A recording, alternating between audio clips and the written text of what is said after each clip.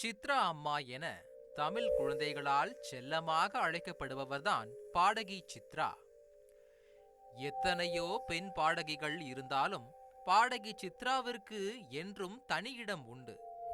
சின்ன குயில், இசைக்குயில் என்று ரசிகர்கள் இவரை அன்போடு அழைத்து தங்கள் வீட்டு மகளாகவே பாவித்து வருகின்றனர்.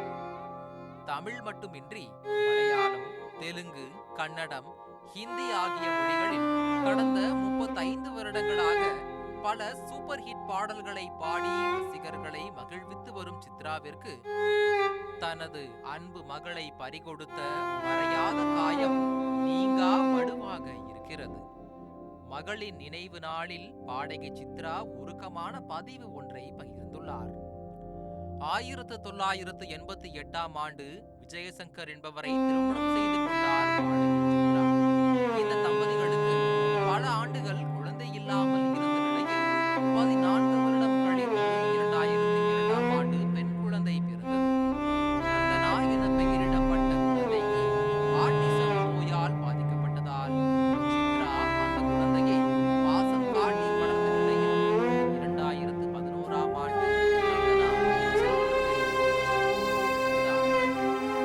குழந்தைக்கு ஆட்டிசம் நோய் இருப்பதால் எங்கு சென்றாலும் தன்னுடன் குழந்தையை அழைத்துச் அப்படி 2011ஆம் ஆண்டு துபாயில் நடைபெற்ற நிகழ்ச்சி ஒன்றில் கலந்து கொள்வதற்காக குழந்தையுடன் சென்றுள்ளார்.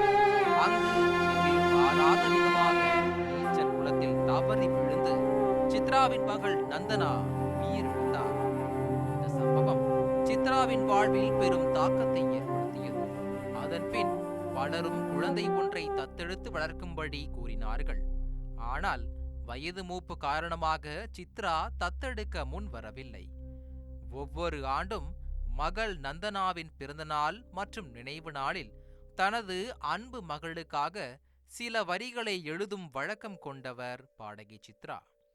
மகள் நந்தனாவின் நினைவு நாளையொட்டி சித்ரா தனது முகநூல் பக்கத்தில் உருக்கமான பதிவு ஒன்றை வெளியிட்டுள்ளார்.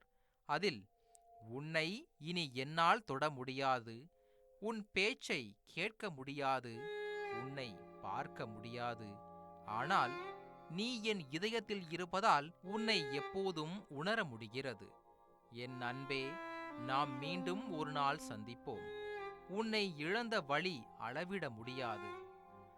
வானத்தில் பிரகாசிக்கும் மிகப்பெரிய நட்சத்திரம் நீதான் என்பதை நான் அறிவேன். படைப்பாளர்களின் உலகத்தில் நீ நன்றாக வாழ்வாய் என்று நான் நம்புகிறேன்" என பதிவிட்டுள்ளார். இந்த பதிவு பலருடைய கண்களில் கண்ணீரை வர வைத்துள்ளது.